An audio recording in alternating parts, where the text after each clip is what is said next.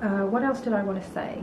Yeah, so we're currently undergoing, like, I think a very deep spiritual test, okay, a moral test, and I see a lot of people failing. And it's, look, when I've posted certain content from different creators saying, guys, like, if you're like posting like about normal life and you haven't said anything about what's happening in Palestine, like, just so you know, like, we're all noticing. And maybe some people don't agree with that kind of shaming tactic.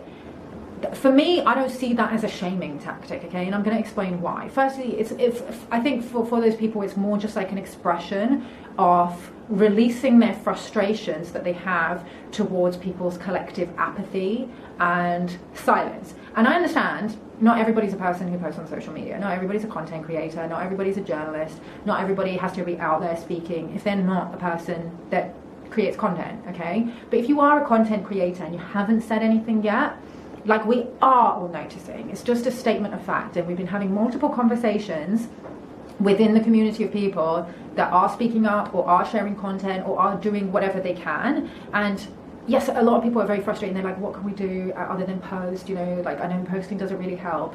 I'm going to completely like destroy that argument that posting doesn't help, or even viewing content helps, okay? Analysts, social media analysts have been looking at the numbers of people that are viewing the hashtag Free Palestine, the Free Palestine hashtag versus like Pray for Israel, okay? And it's like not even 10 times, it's like 100 times as many, okay? So if you don't think that that's not having an impact, okay, you've got to notice how much they are scrambling right now to control the information narrative, because they're losing because so many people are posting the truth of what's happening. And you sharing the content, you viewing the content, you liking the content, you commenting on the content, you even like if you see something on Instagram and not, if you just copy the link to share it, like, this is how we repost content on Instagram, okay? There's a little like paper plane arrow, and then underneath it says copy link, and then you take that that link into another app called Repost or Regran, and then it lets you repost it onto your own feed. Even if you don't repost it onto your own feed and you just copy the link, it boosts that content up in the algorithm, okay? So a lot of people know how social media works, especially Gen Z, okay? A lot of Gen Zs do use a lot of social media to, you know, promote their businesses and things like that. Some of them make bank, like, so there are some Gen Z people who are earning way more than some of my friends who work in finance from businesses that they built on TikTok and stuff like that, okay? So they know how much their voice matters. And I do think that, you know, they've restored my faith in the future because of how much they're like speaking up right now. So it's not that we're trying to shame anyone, okay? I'm not trying to shame anyone who's not speaking up. That's not my intention, okay? If you feel ashamed by, you know, the fact that we've shared content, or the fact that we've been like, why are so many people quiet on this? Then no offense, but that's on you to look at why you feel ashamed, okay? If you feel like you have a perfectly good reason why you're not speaking up, then that's for you to decide, okay? It's not for me to decide. I know that there's a lot of people, like, I live in Mexico, okay? I go to the markets every day. I see how hard people work here just to survive, okay? So I know that there's a lot of people who don't have time to be on social media looking at content when they're barely trying to keep the roof over their own head and food on the table for their children, okay?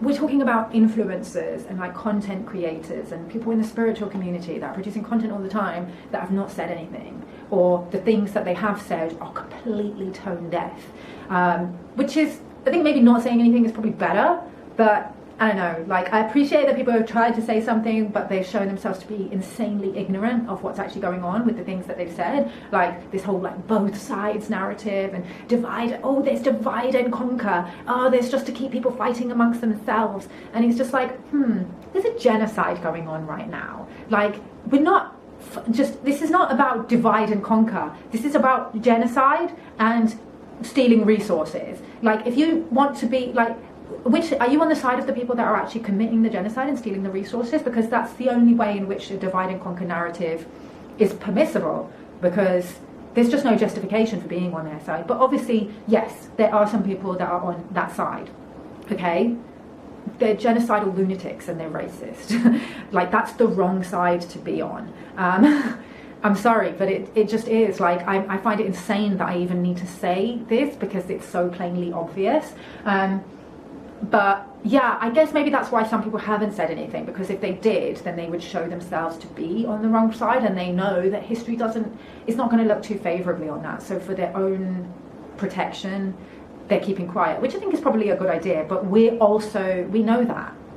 Like, those of us who are like speaking up about this, like, we know that. So, and we know that might be why a lot of people are being silent, because they're siding with the people who are committing the genocide, and that's why we're really uncomfortable with the silence, because we're like, oh, so maybe you support genocide? Like, that's what it's looking like. So for me, I'm just saying those things because if you're not one of those people and you are somebody who posts and creates content, like, that's what it's looking like, okay?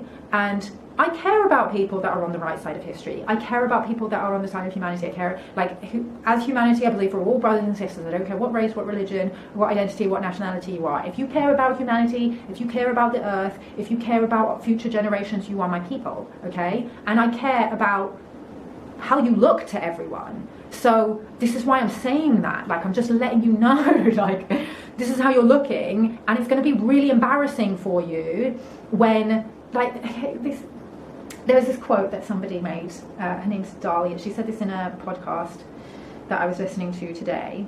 She was just like, the reason why, obviously this is not the first time that Israel has done this to the Palestinians. Obviously it's the most intense time, and what they're doing right now has no historical precedent for the last 50 years. Like, maybe Vietnam, like, a little bit. It's difficult to compare, like, crimes against humanity and genocide, because they don't always play out in exactly the same way. Even if the stats for some are higher than the others, the atrocities might be worse, or there might be, like, other things. You know, again, I don't want to intellectualize genocide, but, you know, it's horrific either way, or crimes against humanity. But this is obviously, like, way more intense than anything that they've done since 1948.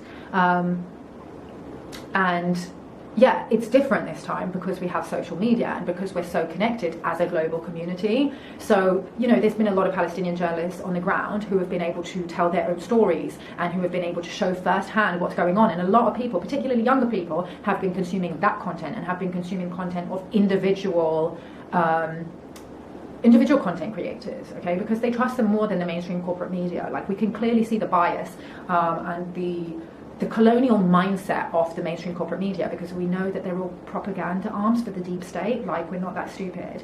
So one thing that Dahlia Gabriel said on Novara Media, Novara Media are an alternative media platform. They seem to be quite left-leaning, and they're completely independent and viewer funded, so have a look at their content. She said, you know, at this point, like, it's not the Palestinians that need to prove their humanity to the world now. The world needs to prove their humanity to the Palestinians.